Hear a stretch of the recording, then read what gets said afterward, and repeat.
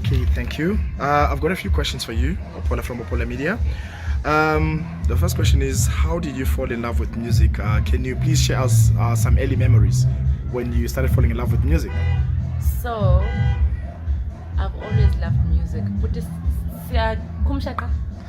Yeah, we're doing it for the international audience as well. Oh, okay. Singakhuluma here and there, okanye sithi isiXhosa, but we would like to accommodate for international audience. Okay. I started loving music. Apparently, my mother says when I was a child, if someone claps, I would just do this. Yeah. If someone taps something, I would always just move. I would show enthusiasm towards music. And then I'm originally from Zimbabwe. Yeah. So growing up, I listened to a lot of music. There was a movement back in the day called the Afro grooves. So it was like R&B, but with like an African touch. I listened to that a lot when I was growing up. I listened to Oliver Mtukudzi. Holidays, it was always Brenda Fassie. When Brenda Fassie has a new song and there's a party in the house, it's a Brenda Fassie party. So I always knew I loved music, but I didn't know why. Until I was 16, I moved to New Zealand with my parents. They're dairy farmers there. And when we moved overseas, I discovered pop music because I had grown up listening to Toni Braxton and Celine Dion. I knew of different pop artists, but I'd never really listened to it, and that also was very interesting to me. But what really drew me to music is when I discovered soul music, when I discovered artists like Jill Scott, Asha, Nigerian French artist, Erykah Badu, Corinne Bailey Ray. That was like, those people look like me and they sound like me. They're my sisters. I want to join the club, and that's how I started loving music. Okay, so how do you handle this thing of like collaborating with the legends? For instance, you've got a song with Oliver Mtukudzi. So how was that experience? How did you feel? Oliver Mtukudzi is my father. I learn a lot from him, and growing up I listened to his music. He is the godfather of Zimbabwean music, and I never knew that in my lifetime I would have the opportunity to meet him, work with him, and also call him a father. And I have to say, it's definitely something that I treasure so much, the relationship that I have with him and learning from him. Okay. Yeah, you are one talented artist, so we are not surprised that you managed to collaborate with Oliver Mtukudzi, because he is one of the founding fathers of good music. He is. From Zim. Yeah, oh my goodness, if you see him live, yeah. I have had the opportunity this year to do a number of shows with him, and just seeing how he conducts the stage and he excites his crowd. It's something that I aspire to be that level of a show. What is it called? Showmanship, showwomanship, I would call it.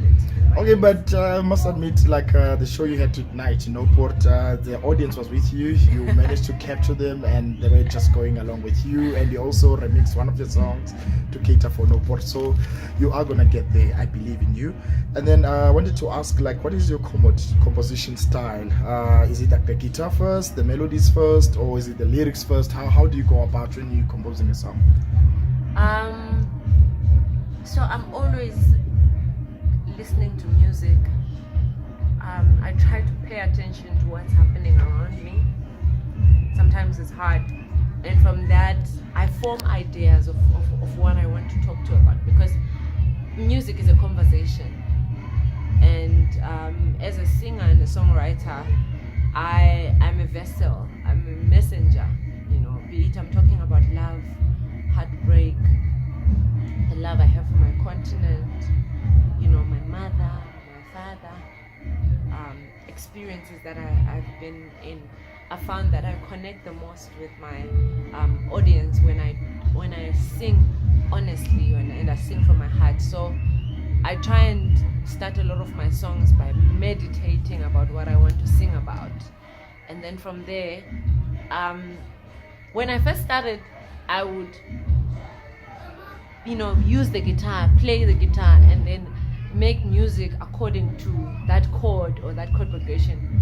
But now musically, I've advanced to a point that I can just sing something in my head, and as soon as I pick up my guitar, I'll play that thing that I'm singing. So I'm able to, play my guitar and come up with rhythms and melodies, but I'm also able to come up with melodies and rhythms just with my imagination and put that two together.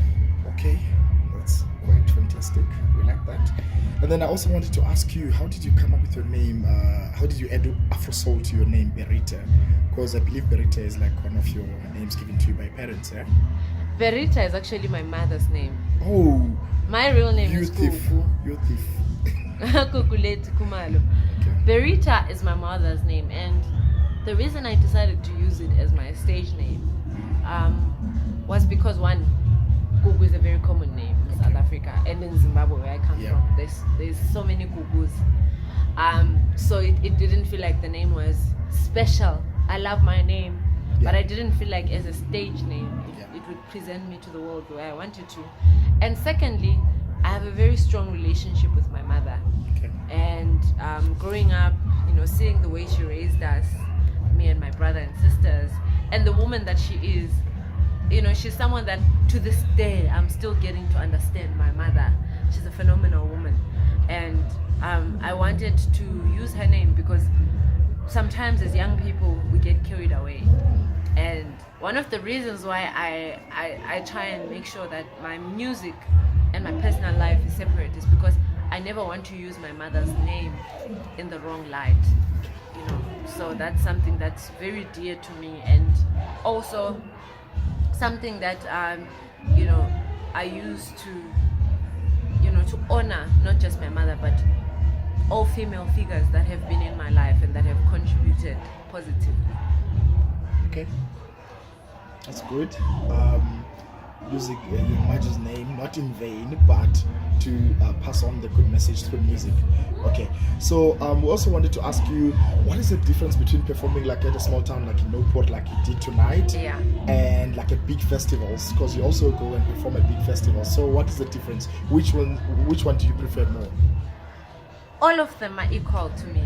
Okay. I love music and I love performing, and I feel blessed to be here tonight. It's my first time in Noupoort, and the excitement as soon as I walked in, I was so excited. And Joburg, it's just my first time, but every time that I'm on stage, I'm reminded why I do what I do. And for me, like I say, I'm a messenger.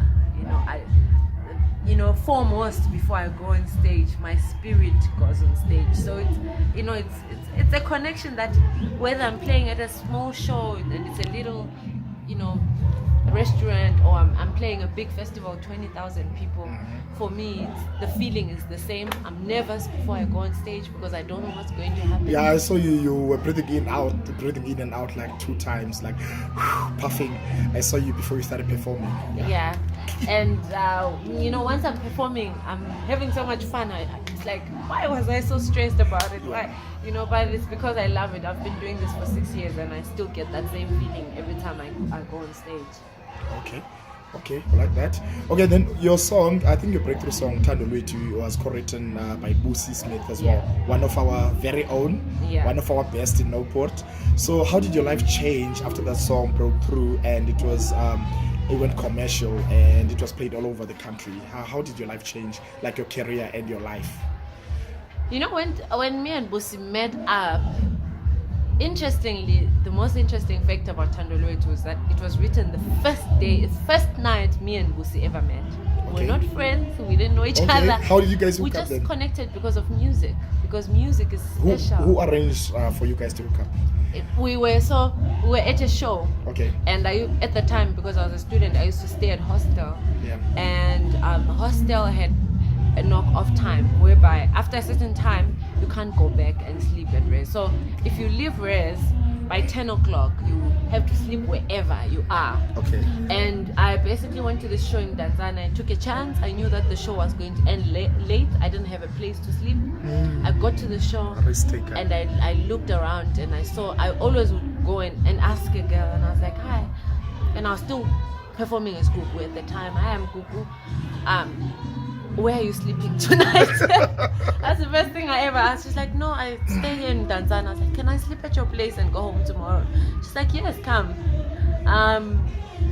You know, we didn't sleep that night. We ended Music. up singing, and actually that's how we wrote Tandolwe too. And The first night. Wow. first night we ever met, and from there we've grown. For me, what I love about my relationship with Busi is that when I first met her, she wasn't the woman that she is now, and I wasn't the woman that I was now. I was young and naive, and it was actually my first year in South Africa. Okay. She, on the other hand, was a young mother. She was in a relationship. She was, our lives were different. Okay. But what I've seen happen for the two of us is that each and every year we're growing as sisters and as friends. And for me, that is so special because, the song is great and I love the song, but what I love more is that I have a sister in her and she has a sister in me. Sister in music and sister in life. Yeah. Okay, I also wanted to ask, where do you draw your inspiration from? Like when you have to compose music and stuff. My inspiration comes from, I'm Cancerian. Okay. And Cancerians are very emotional people. And a lot of my songs, honestly, they come from emotions. Yeah. They come from just how I feel emotionally, how I feel about a certain subject or topic or something that I'm going through. It always starts with the emotion, how I'm feeling. Okay. So you were recently at a festival, Songs of Hope. There was an event at the beginning of December. Yeah. How did it go for you? How was your performance, and how did the crowd receive you? How was it? So I was at Songs of Hope in Indiana, in the US. Yep. My first performance in the US. It's something that I'm really excited about. I performed to people that connected with the music, and I'm talking about people that have never heard. They don't even know Tandolwetu. They don't know Ezizweni. They don't know Found You. They don't know Moewedwa. They don't know Kweshwile Mama. They didn't know any of my songs. And in fact, some of my songs are in, Xhosa, Ndebele, Zulu, Swahili, different native African languages. But they still connected with the music, and I'll never forget someone came up to me and said, "Young lady, you remind me of Mire Makeba." Ooh. And I was touched. The pressure is on. I definitely, for me, I don't think the pressure is on. Okay. Uma Mire Makeba opened the world to us, and I think it's our duty as young ones coming up to take the button stick from her and fly with it. So I'm really excited. I believe I'll be going back to the States for more shows. 2019. So I'm really excited about that. Oh yeah, that brings us right to the next question. I was going to ask you what projects are going to be in line for you in 2019.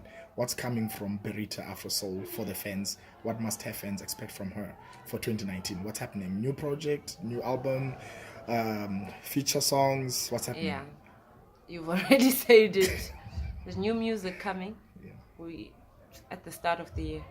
There's new music coming. Exciting projects on the way. Live performances, live shows, not just across the continent. Okay. And beyond. Yeah. Also, entrepreneurial ventures. Okay. Coming up. I'm a young, independent woman, and I'm excited to explore. Okay, I think she's gonna come with something like what's got to do with fashion, because she's got a unique style of dressing. I think I'm just taking a guess. That might be one of them, because she's got this unique style of dressing up. So I guess that's gonna be one of the ventures that she might be going into. I don't know, but she will reveal to us next year. Okay. Anyways, Berita Afrosoul, thank you for coming to Noupoort, our small town. At least now we've got these good artists coming to us. We do have some good artists that are going to be coming up, but you've made a difference. And then Thank thank you. you very much for the music. We didn't tell you were looking very beautiful tonight. You still are looking beautiful. Thank you. Look Thank at her, you ladies so and gentlemen. much. Look at her. She's looking very beautiful. And as from opholamedia, thank you for your time. We know you're very busy. Yeah, it's a hectic schedule. Thank you again for coming to Noupoort, and thank you for the music. And as you said, they compared you to Miriam Makeba. So I believe you're gonna deliver. You've got a beautiful voice. You are in touch with the music. You are one. So yeah, just keep it moving. And for the kids, just do it for the kids. Né? Thank you. Okay.